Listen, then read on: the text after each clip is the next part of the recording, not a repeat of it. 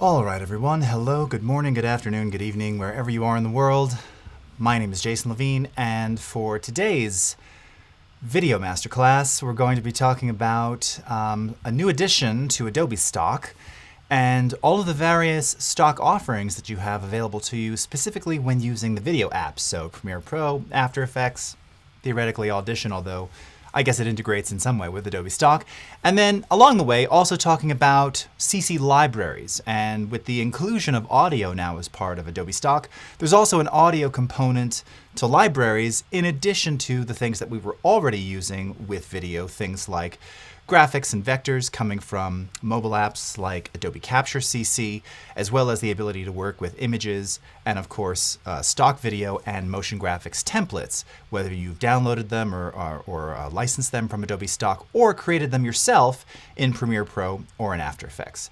So as always, we're coming to you live on Behance, YouTube, and Twitter Periscope. If you want to follow the conversation, that is happening over at behance.net/Adobe Live. So I know we've got a lot of you over on YouTube as well. So thank you so much. What's up, Wade? What's up, Craft? Faux My Life, how are you doing? Desiree, Ajay, how's it going? Dr. Jacqueline Hyde, Bob Demers from Smoky Tucson. Oh yeah, man, we've got some serious fires going on in Arizona, don't we? Jane Bradbury, Kamal, how's it going? Anthony, TGIF, yes indeed. And for us, it's a bit of a holiday weekend because we have our annual company shutdown next week. So I will not be streaming next week. Although I may be doing some other streams randomly because my birthday happens to be over the weekend. So I was thinking maybe doing something next week. I don't know, very, very different on my channels. We shall see if I get inspired. If nothing else, I'm going to be retooling the studio next week. So when I come back in a week and a half or so, well, this camera angle probably won't look very different, but this angle, wherever that one is, oh, I don't even have it stored on here. This angle, this angle is going to look a little bit different. I'm planning to bring all those keyboards forward, bring the other keyboards that you can't see closer this way, do a full-on surround 70s Stevie Wonder style keyboard setup so that I can do live composition and other things and just kind of change things around. It's been like this for about 3 years. I need a change. So with that, let's go ahead and a couple other hellos here. What's up, Sean Meyer and Paloma? Thank you very much. Chris Thomas, Stephen Underwood, Marwane, Volwell, Cal, how's it going? Got your message. I'll respond to that later. All right, very cool. Okay, so let me go ahead and switch over. Elier Dov, you got contact to work with Premiere. Very nice. Glad to hear it. Yes, I'll be doing some contact recording this weekend. Maybe some tracks, new tracks for my birthday. Could be. You never know. We'll see how inspiration drives me. So, okay, let's go ahead and switch things over here and get right into Premiere and talk about the first new addition to Premiere Pro and the Adobe Stock family, which is the inclusion of stock audio. So as of June 16th, just a few short weeks ago, we announced that Adobe Stock now has audio thanks to two of our very popular YouTube partners. You'll know them if you create videos for YouTube, most likely. Epidemic Sound and Jamendo. Of course, people use these soundtracks outside of YouTube as well, all over the place. Really great production music content, and we're really happy to have all of these. And we're adding new stuff every day. So you can see right now, with no filters implemented, you have approximately 36,000 soundtracks available to you to preview and license directly inside of Premiere Pro and use with the content that you're working with. There's some really amazing stuff in here. And what I really love about the integration of this panel is we kept it kind of in the exact same spirit as motion graphics template access via the Essential Graphics panel. So that's kind of the first key starting point is if you're looking for like, hey, where's the stock audio stuff? I saw it, but I went to the window menu and I didn't see stock audio, because it makes sense that you might see that the way we've been talking about it. Actually, again, in the spirit of how we integrated motion graphics templates from Adobe Stock into the Essential Graphics panel, Adobe Stock Audio can be found, why are these things turning on? In the Essential Sound panel under the Browse tab. So again, your default look for Essential Sound is this, okay? And then if we go into Browse, now you'll see we have access to Adobe Stock. Essential Graphics, It's funny, it's actually backwards. I'm noticing that right now. And it makes sense because you're editing the essential graphics, but browsing for content. Here, you're editing your essential sound tagged audio, but you're browsing for music content. Kind of funny, actually.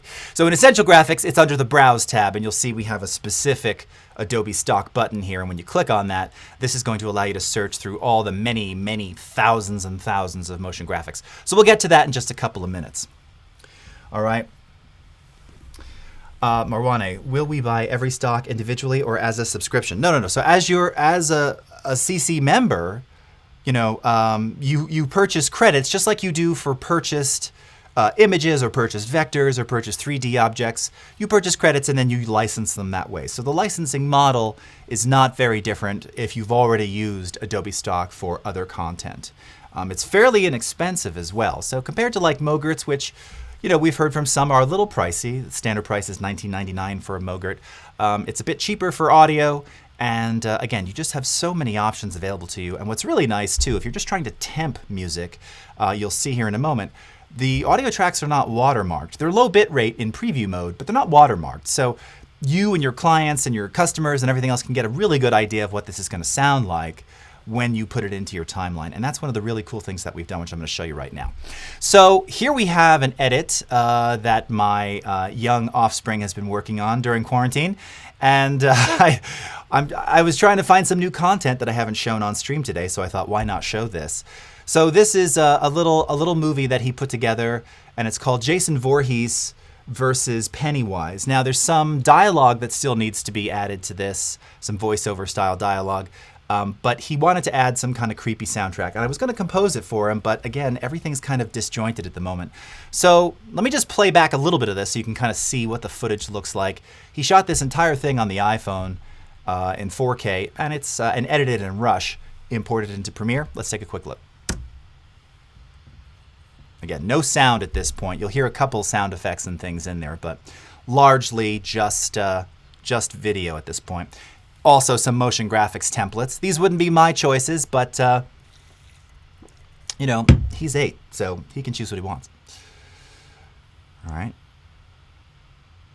Not bad for iPhone footage, I gotta say. It's a standoff. If we have any fans of Jason and Pennywise. All right. And then if you were watching my Adobe Lives the other day... What's going on? Where's my keys? Shark puppet imposter, because there's just a lot of that as of late around this house. So, okay, you can see how something like this could very nicely lend itself to having a nice, dark, creepy soundtrack. So that's what we're going to do. So up here in the Essential Sound panel, we have tons of options here for how we want to search on stuff. Now, if I simply wanted to check out like the different moods and genres, let's go ahead and twirl this down. We're going to go kind of deep into this because I just think it's worth exploring. And right away you can see that you have, if you've ever searched for stock audio with these various services, these are sort of standard mood descriptors. So angry, atmospheric, dramatic, dreamy, dynamic, emotional, exotic, festive, gritty.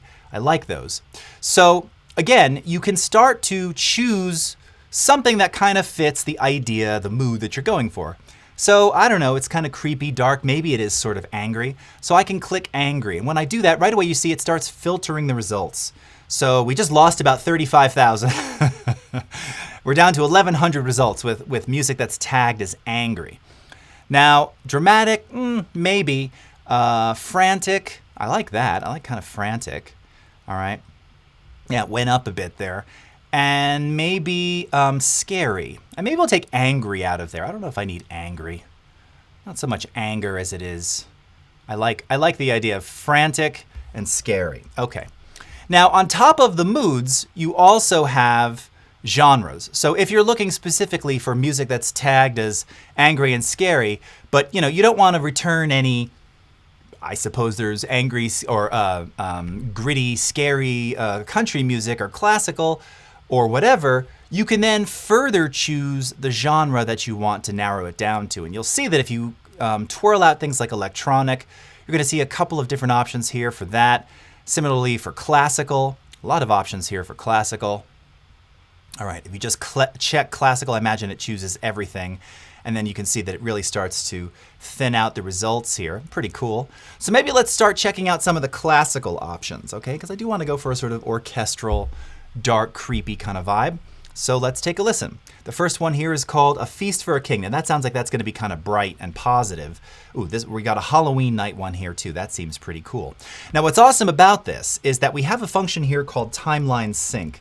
And you'll see, I don't know if you can read the tooltip here, but it says, when enabled, audio previews will play in sync with your timeline from the point where you place the playhead. So because I want this to start at the beginning where we're fading up from black, I've got my playhead right here at the beginning. So when I hit play now, it's going to play this in context, previewing it at the start or wherever I want it to begin. Super cool. This also tells us the tempo here and the full duration of this piece. So let's take a listen to A Feast for a King.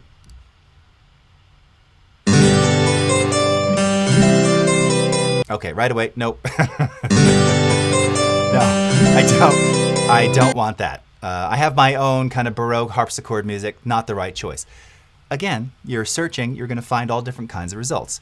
Above sea level note, let's go to Halloween Night.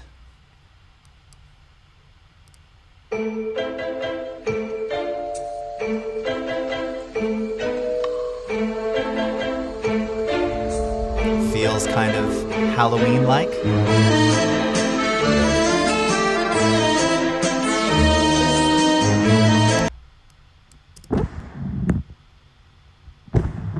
All right, not bad. Maybe a little happier than I was hoping for, even though it sounds partially in a minor key. Let's try Under the Dome. Right away. Right away, I like it.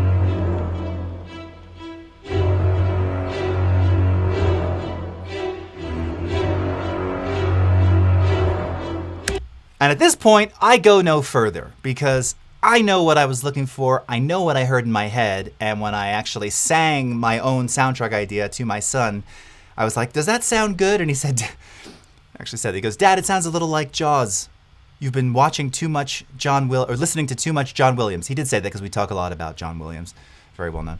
I was like, oh, okay, that probably is Jaws. I probably did inadvertently kind of, da-da. Not exactly that, but I had this kind of slow, almost this exact same style with just like quarter note cellos and strings. So I love this. So now, if I want to sort of temp this in my track, a couple of things I can do here. I can right click on our little ellipses flyout here, and I can choose to add it to the project. Or even easier, you can just take this directly from Adobe Stock and drag it down into an available track. It downloads the preview file, and just like that now it places it right inside the timeline. So we really make this, super effortless in terms of, how do we construct this and make it work and really get to hear everything that's in there. So now you can see there's like different sections. So maybe we can skip ahead over here and take a listen to this. Now again, I'm not worried about the dialogue mixing at this moment, but let's kind of listen to what this B section sounds like. What's going on? Where's my cheese? Hey, cheese, got new cheese!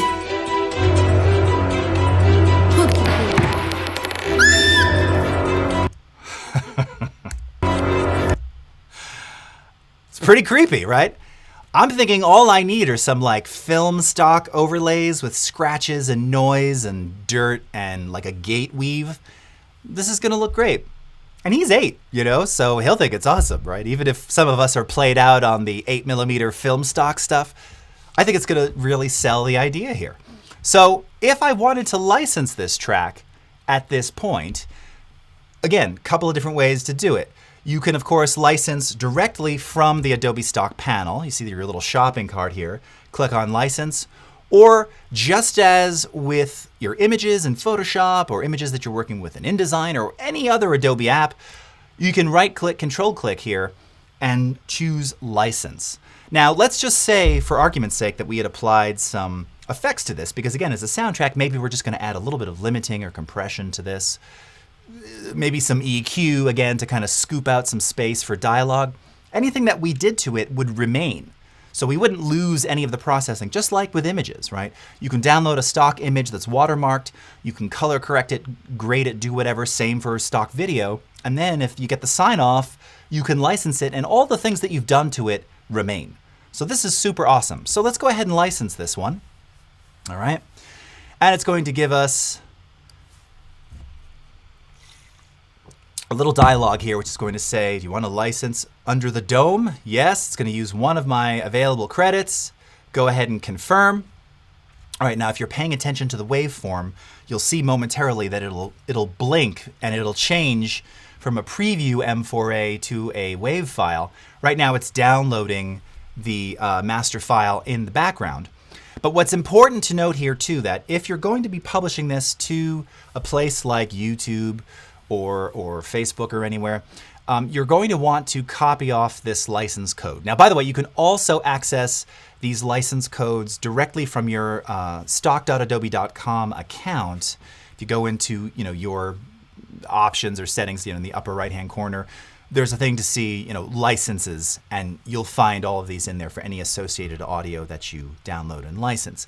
What this is for specifically, if you manage to publish this to YouTube and you wind up getting a copyright notice, okay? Now, I've done this now, did I say the other day, about a dozen times? I haven't hit it yet. Now, it could be that some of these files haven't made it into their content ID system quite yet. The point is you're covered, okay? You have licensed this. So if you were to get that message, now it's not a strike message, but you've seen these messages before, you can defend it saying, yes, I have the license. There's quite a few click-throughs to go through there, but this is the code that you ultimately paste to prove that you have the proper license to be using this synchronized to picture on YouTube, and you're good to go. Now again, I haven't personally run into this yet, so it could just be that I got lucky or found some tracks that haven't yet worked their way into the content ID system for YouTube. But either way, you have access to those, okay? Pretty sweet. So let's go ahead. I'm gonna just, let's shrink this one up. And why don't we uncheck this for a moment? Now those are some classical options here. I mean, I guess that's kind of what I was thinking of. I wonder if I go to film now, how it differs, how it's possibly different. So I'm gonna mute that track right there, okay? Oh, that's weird. Now, why isn't it showing me? Interesting. Not seeing it licensed in there.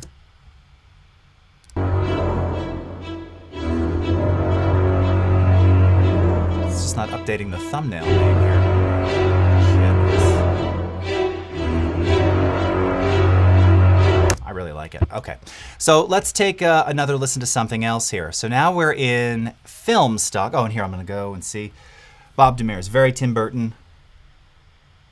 The first two weren't very scary at all and not frantic. Yeah, exactly. Right. And that's, I mean, I've had these arguments too, with mood in particular, kind of, I don't know that it is sort of subjective. And because you can see what it's showing you is the other tags that are in these tracks. So this one is film. All right. And that's the only thing I have selected now, right? Yeah. This is film. But it's also mood-wise, playful, dynamic, background, drones, epic, happy, sad, background. So again, sometimes people, it's just how the composer identified these and combined them. So I'm with you. I wouldn't have given either one of those scary or frantic, but that's okay. But that last one definitely was. All right. So let's check out this one here, Paranormal Activities. That sounds kind of neat. Another winner. First try.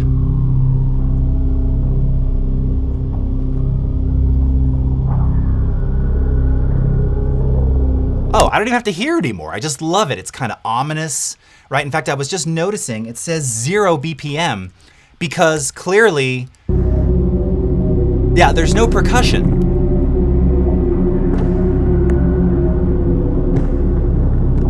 Oh, I love this.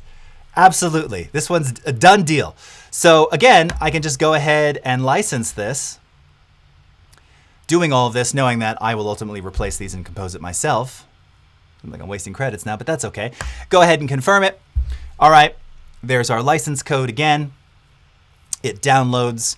Okay, and now to do it the other way, if I were in this case to download, I can just click the little download button here, and we can download it to the desktop, or again, I can add this to the project, saving it to a library. In this case, I always put these things in my JSONs library, and it just did that. Now, we're going to get to libraries in a little bit, but just to kind of showcase what just happened there, let me pull up the libraries panel here, and we're going to go into audio.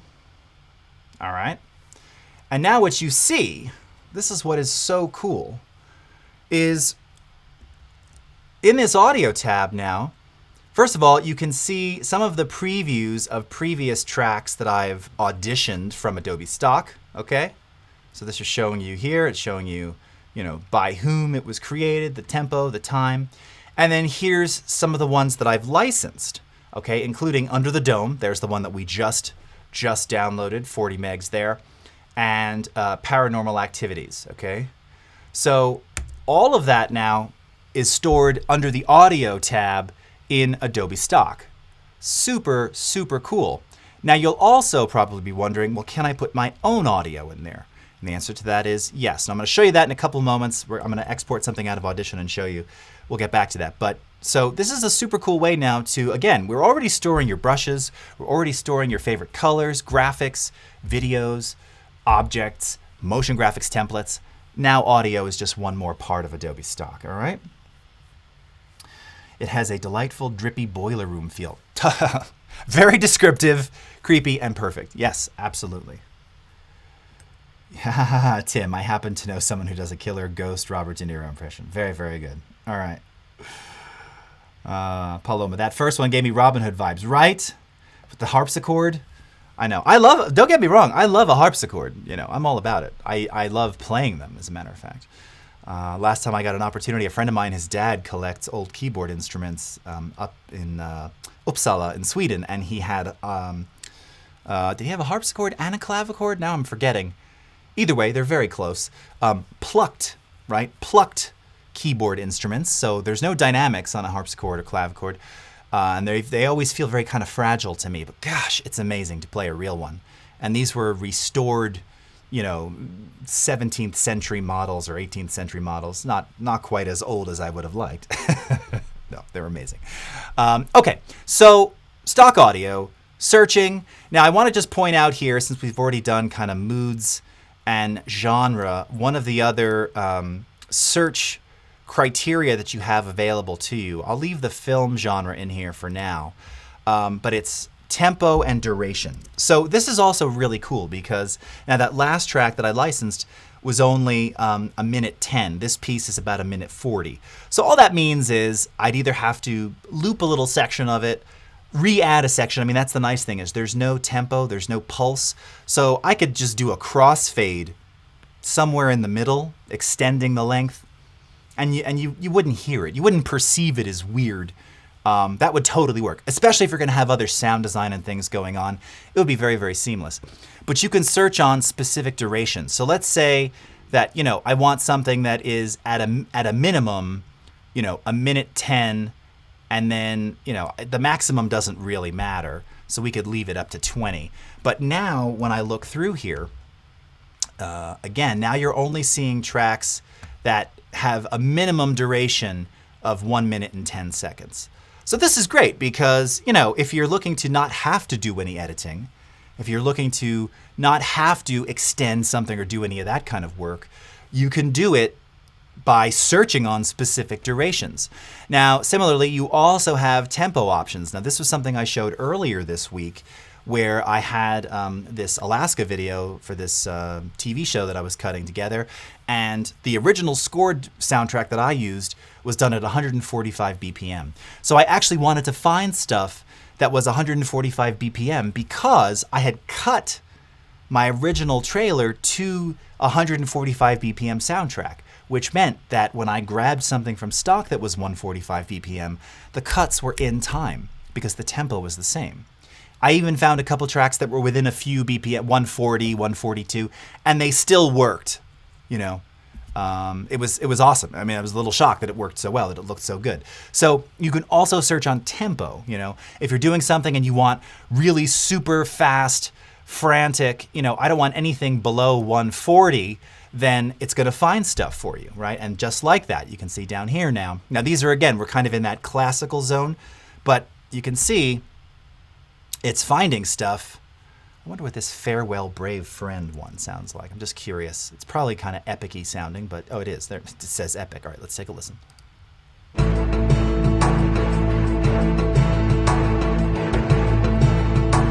Yeah, happy though. That's the problem, right? Happy and Pennywise Jason Voorhees don't usually go hand in hand. Oh, but creepy haunted atmosphere. Now this is 145.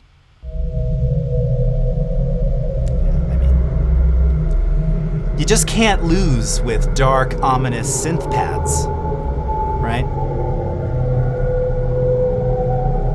I like it. Let's add it to the project. Just gonna grab that preview. Sometimes you combine all three, you know? Does anybody know the composer who very famously did that and listened to multiple types of music simultaneously? I'll leave that out there for the chat. Okay. Can we add marks or annotations to pieces in the Adobe stock list? That is an awesome feature request. Currently, no. So that's something really awesome. Now again, this is V1. This is the first variation of this, first version of this that we've released. That would be great because I agree. I would probably like to put some notes. You know, the option that you do have, of course, is that you could do that inside of Premiere because whatever you preview gets stored here. So you could do that here. You could also add it to the metadata descriptions of the files here as well. Not fully ideal, but that's a sort of workaround way to do it if that was something you were interested in. All right? Very cool.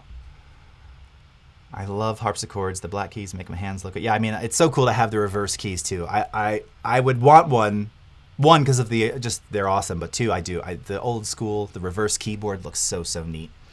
Paloma. Ooh, okay. All right, so again, tempo, duration, and then we also have with vocal, no vocal. So this is particularly cool if, again, you're searching on content that you want that has that kind of cinematic epic feel. I always think of Lord of the Rings or even Harry Potter or something. You know, if you search on film, epic, has vocals, you're going to find a lot of the stuff that has choirs and everything else in it, which unless you have a native instruments library with really good choirs, or you just happen to know a local choir that you can record very easily, sort of hard to come by, right? So it's a very cool way to search for that kind of stuff. For something like this, I'd probably go no vocals. Although when I think about creepy soundtracks, my favorite one of all time, Dirty Harry, 1971 by Lalo Schifrin, and it has that very, very famous, very infamous solo female voice, heavily reverberated, doing the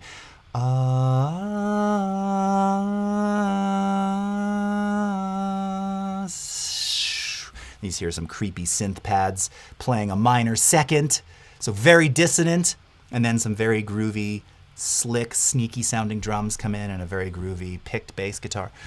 Yeah. I would like to be transported to 1971, please, right now. Okay.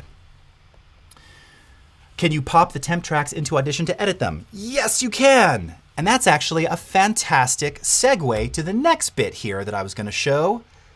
Bob, so thank you for leading me into that. Didn't even know you were doing it, but you did. Okay. All right, so let me go ahead and let me grab this under the dome. And instead of just sending the audio file by itself, here's what I'm going to do. I'm going to save this.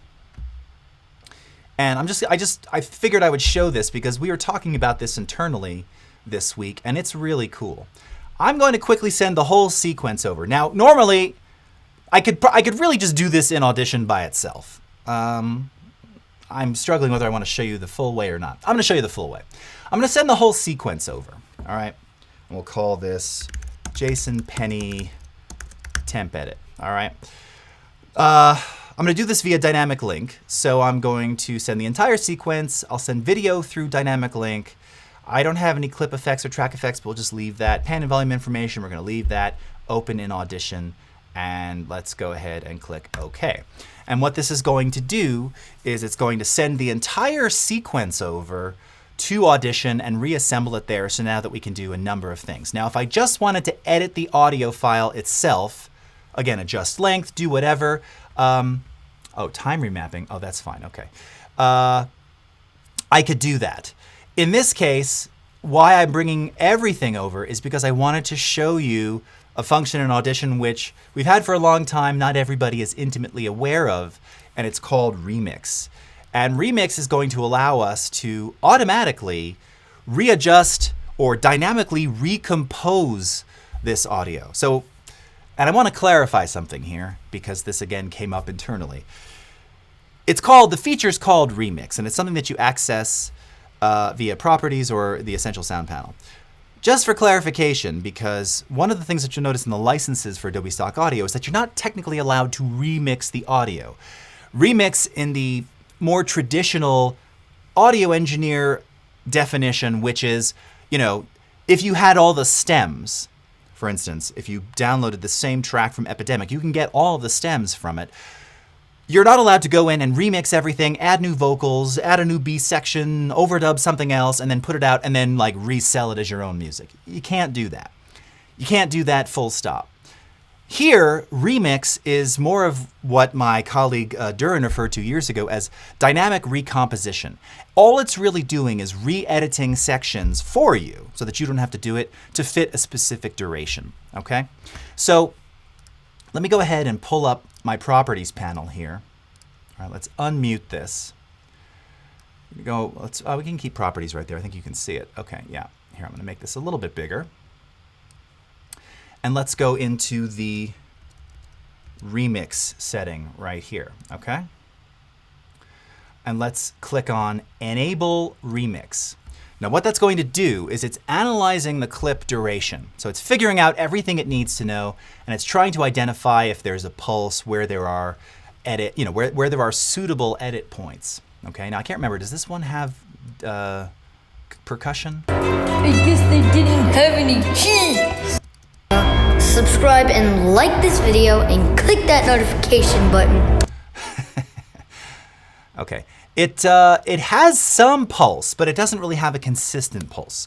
So this may be interesting how it's going to remix or dynamically recompose this, but let's see what it does.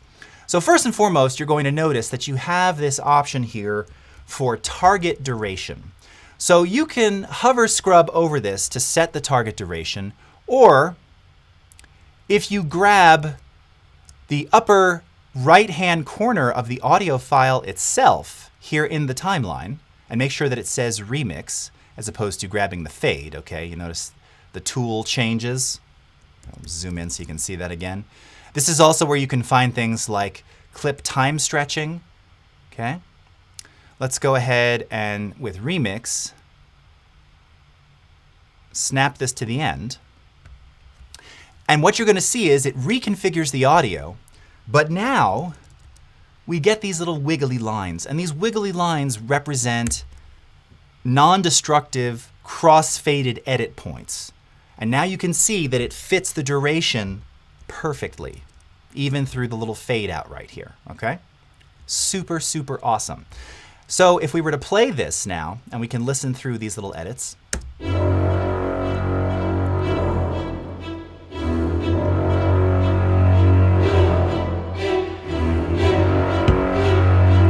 Okay, that was a phenomenal edit right there. Totally seamless.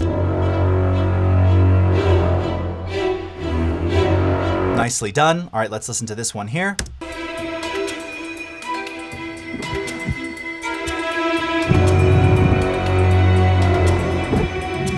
Nice.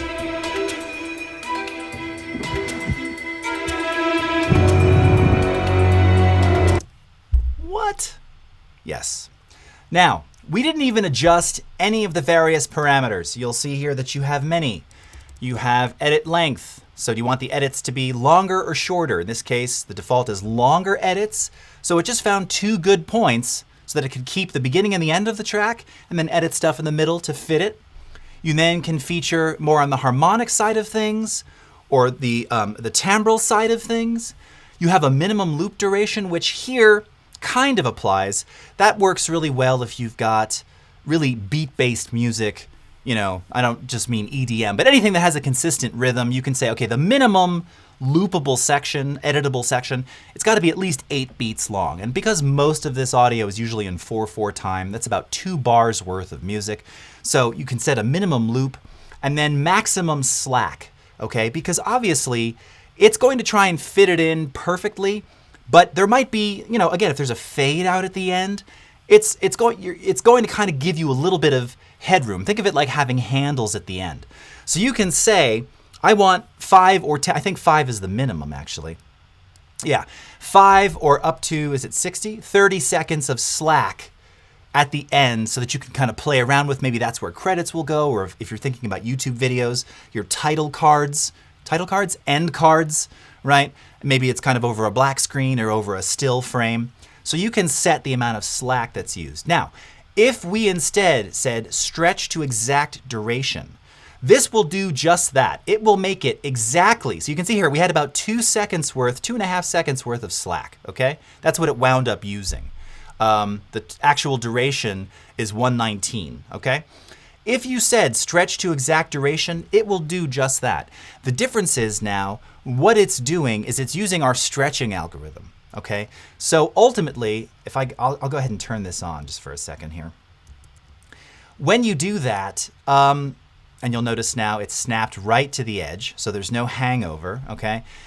It's using the stretching algorithm. So what you might incur, it's hard to tell here, you might get some audio artifacting. So if I just listen to this back real quickly. I don't really hear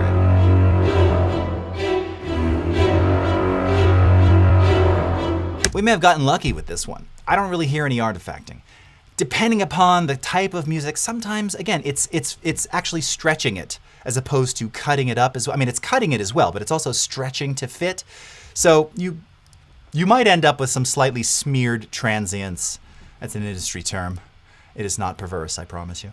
Smeared transients in portions, but let's take a listen here. I guess they didn't have any keys.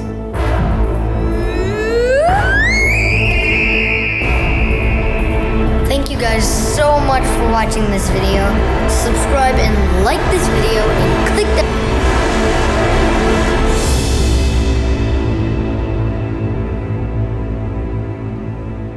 Now I'm hearing a little bit of the sounds almost a little gurgly. So it sounds like we are hearing a little bit of artifacting right there. So that's the difference with hitting that stretch function. Let me play this back again.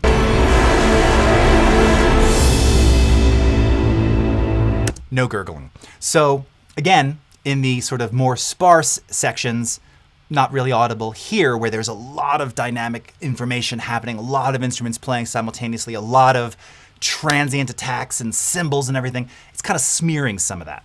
So, you know, in this case, stretch to exact wasn't the ideal way to do it.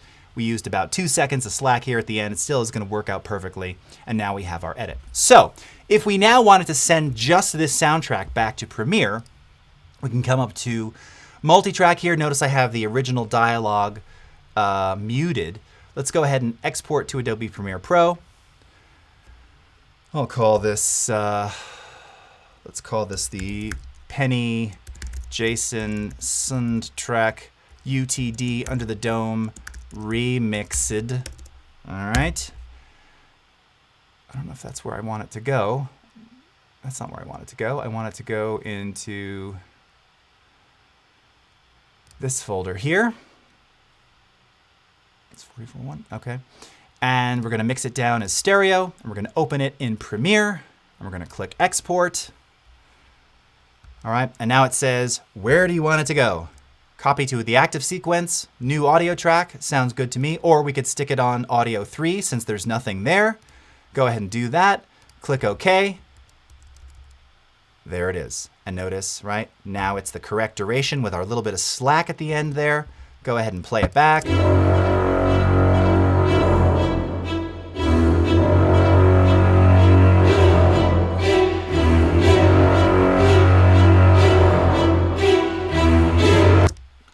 mean, really, really nicely done. Okay, so that was an enormous amount of time spent on stock audio, but I think it's worth it because there's a lot of stuff that you can explore in here. By the way, it's also pointing out that if you only want to see Epidemic provided soundtracks, you can do that. Or if you want to see just Jamendo, you can do that as well. And you'll see it'll just kind of minimize those results. Okay.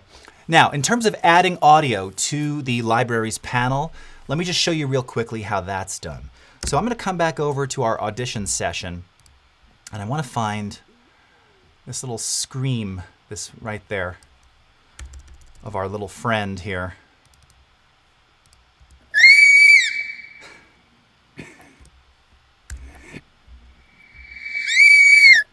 All right.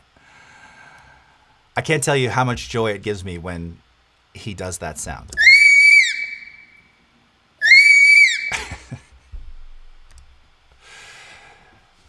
I don't know if that's weird. I don't know if that's like Proud Dad or something. I don't know how it's Proud Dad. It just cracks me up to no end.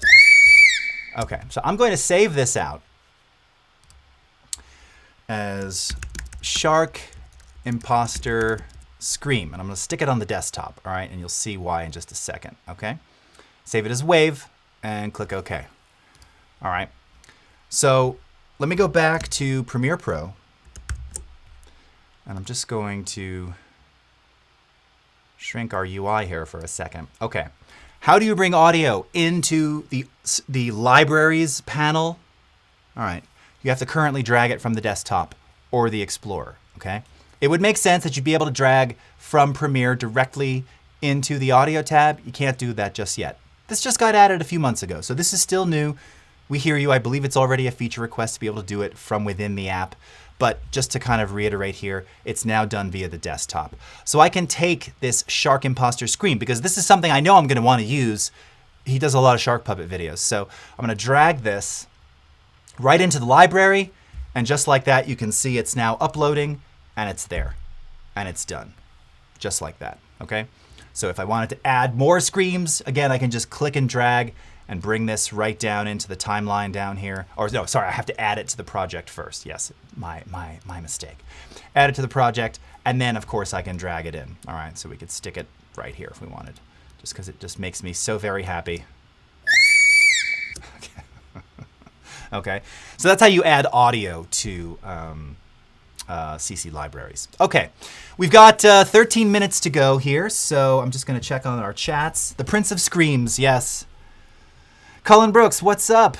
Yes, every Friday at 10:30 Pacific. All right. Cal, I can't get over how mostly great the auto-generated stuff in Premiere is. Yes, I would agree. And that's the nice thing. I mean, a lot of this stuff shocks you. And I'm the first to say, you've heard me say it on streams before. I'm usually very skeptical with auto anything. As most of us are, you know, whether it's photography, you know, when we did the revised auto in Lightroom CC, I was like, yeah, okay, but is it really good? It's really good, right? Part of it because it's one, it's Sensei. Two, it's going out to the web and it's looking at similar images and things, trying to look at color and light and hue and everything else, and then returning a result that makes sense versus just like looking at the one image and going, all right, well, it doesn't matter if it's landscape or portrait or blah. This needs to be brighter. This needs to have shadows lifted, you know. Again, stylistically, that may not be common for the type of image you're shooting. So now there's intelligence behind it. And that's what you're going to find with a lot of these automated functions across all the Adobe apps. Where there's Sensei, there's some real intelligence happening there, and the results are just generally better. But also, overall, the way that they're using new algorithms today, they're just, yeah, the results just, they're generally a good starting point, even if it's not exactly what you want. So I love that comment. Nice.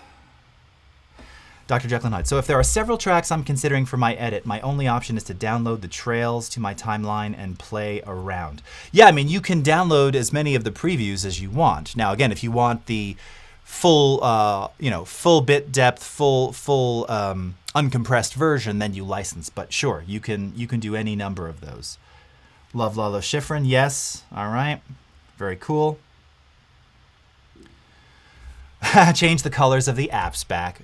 I did see someone on the interwebs, you know, they now have it's very easy to change out the icons if you so desire. I don't recommend that, but I happen to really like them. They've really grown on me. And the reason it's grown on me is because now it's grouped by discipline, right? So sort of all the video and audio, motion stuff, all has kind of its theme color. The design stuff has its theme color.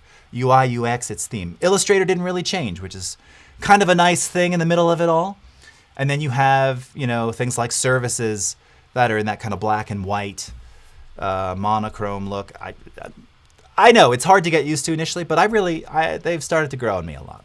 Okay, so the last thing we're going to do here, again, around some stock stuff, is essential graphics. And I can show you a little bit of video as well, but specifically for those of you unfamiliar, motion graphics templates are, again, all these things that you're seeing on screen here, including, let me just mute this, not only these little, oh, sorry, I've got the music down here, not only these animated kind of glitchy titles, but if we go towards the end again here, so you can see I've got this animated like button, he's got the animated subscribe button, and the animated notification button. All of these graphics are motion graphics templates. These in fact were created in Premiere. You can also create these in After Effects. And then that's what you're getting when you look inside of Adobe Stock, is animated social callouts, social animations, lower thirds, backgrounds, transitional elements, really anything that you can do with text and stuff that you would use regularly. That's the kind of stuff you're going to see here. And these are updated all the time. So every time I go back into Adobe Stock under Essential Graphics, there's always something new to look at. So like right here, this word cloud, fade in, and 3D fly in. So sometimes it takes a second for these things to cache, but these are hover scrubbable, meaning that before you, if I click on the little I button, maybe these aren't animated. Oh, there it is. Okay. So it just took a second for it to cache. So this is kind of showing you what it does in terms of how it's animating. This is like a text animation, obviously, right? So you can see it's kind of doing this really simple kind of pseudo fly-in, 3D fly-in. This actually just looks like a modified version of our classic After Effects 3D text fly-in. But it's really nice. Tells you the fonts, tells you how many styles, lots of keywording there. This is a new one too. Black and white paper tear titles. Okay, super cool. Oh, check this out. I'm going to zoom in so you can see these better. Now, again, we have some of the, the best motion designers out there building these things. Oh, that's super, super cool. Look at that with like the trajectory.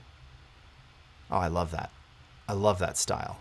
And look, it's got some like animation going on in the upper corners there. All right, here's another diagonal tear variation. Oh, this is super cool. Really, really nice. All right. Now this is a premium one. This is a paid one. It's 10 seconds. Look at the file size. It's nothing. Tells you the font. This indicator here, all that means is if you don't have this font, Azo Sans Uber, already installed, it will just license it for you because it's an Adobe font. Formerly Typekit. That was easier to say when we called them Typekit. So again, all of the motion graphics templates that are in the Adobe Stock Marketplace are leveraging Adobe fonts, because that way they will display properly wherever you are on any system, regardless of whether you have them licensed or installed or not. It'll do it for you. Super cool. First question I always get asked is, well, if I'm building my own, can I use a non-Adobe font? And the answer is, of course. The difference is that if you share that with someone, either as a file, a .mogert, or via a shared CC library, that user has to have that font installed if it's a non-Adobe font, okay? I too, there's a couple of that company, My Fonts. I've bought a few random ones that are they're just not part of Adobe fonts. That family is not part of Adobe fonts. We have over 17,000 plus fonts in Adobe fonts, but there's a few that, I couldn't get, so I bought them elsewhere. I can build Mogerts with them, but if I'm going to share them with somebody, they need to have that licensed font as well, okay? Anyhow, so again, you can search through these things. So again, by default here, we're just seeing kind of some new stuff. You notice that you have these free and premium buttons. These are super, super awesome. If you click on free, this is once again going to allow you to see the kind of stuff that's been recently added. So obviously there's a lot of July 4th related titles. You've also got this zoom bar here so you can kind of zoom out a bit and see more on screen. All right, pretty cool stuff. So here, let's see what this one looks like. If I were doing a something around July 4th. Oh yeah, I mean, look at that. And I tell people this all the time, you know, I'm really comfortable working in After Effects, but I have two major limitations. One is I'm just kind of slow doing it.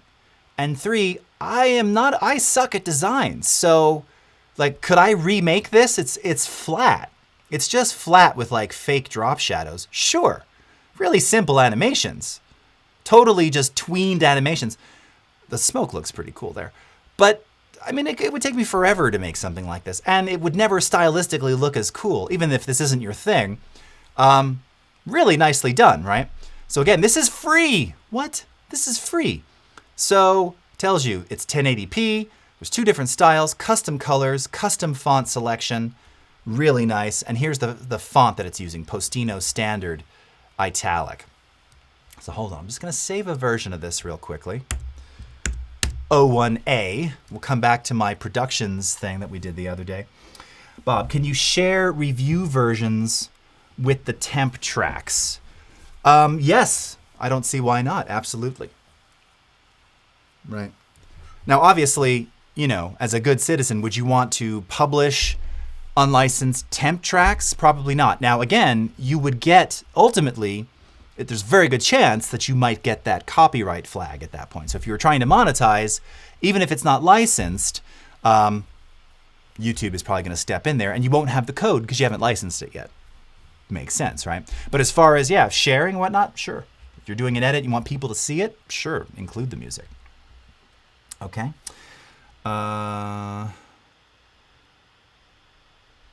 Okay, checking. All right, nothing else there.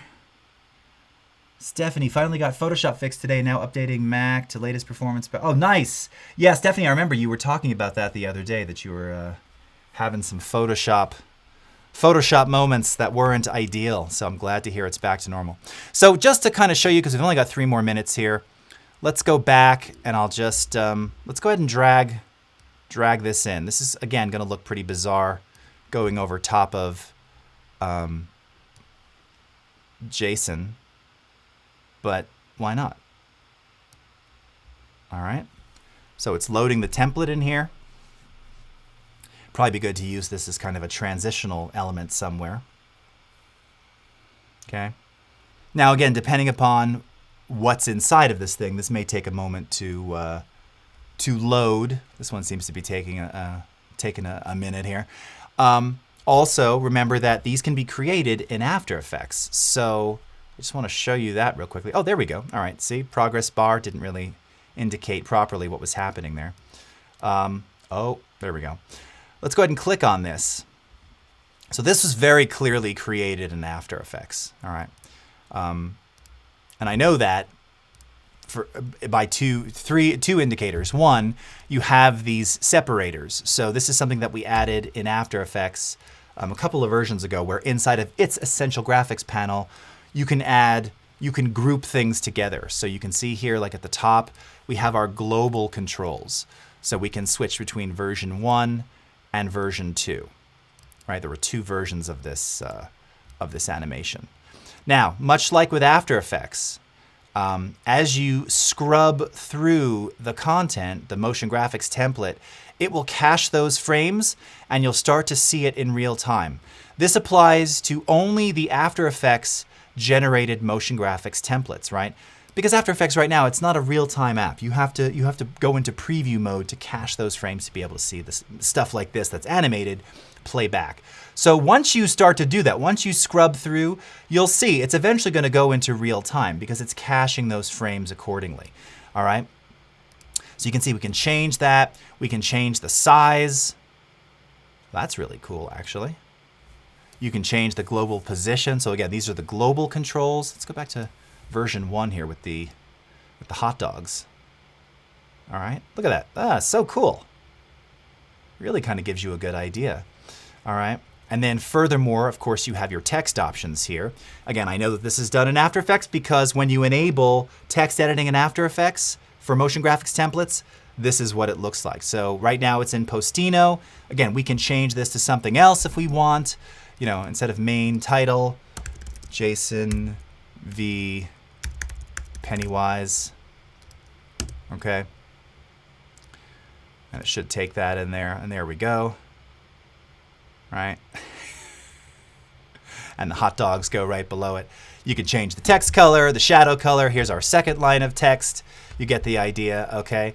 And then you have your style controls, which is all the various colors of this template. So just an enormous amount of flexibility with these. And then again, just to kind of reiterate here in After Effects, this is the Essential Graphics panel.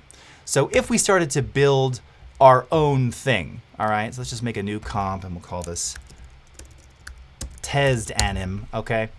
And we can take the text tool here, and we're just gonna drop some text in here. Hello, all right? And I'm just going to align this like that, okay?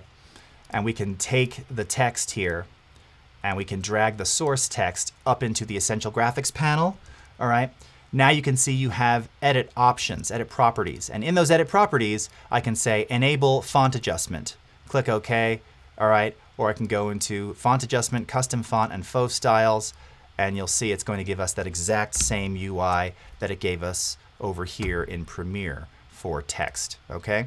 So Essential Graphics, you can save them out of After Effects, bring them into Premiere, but my friends, that is all the time we have. So thank you so much for joining. We've got the Daily Creative Challenge for Illustrator coming up next. So until then, have a great rest of your morning, afternoon, evening, wherever you are in the world. Happy July 4th for those of us in the US next week, and I'll see you again in about 10 days or so. Take care, everybody. Bye-bye.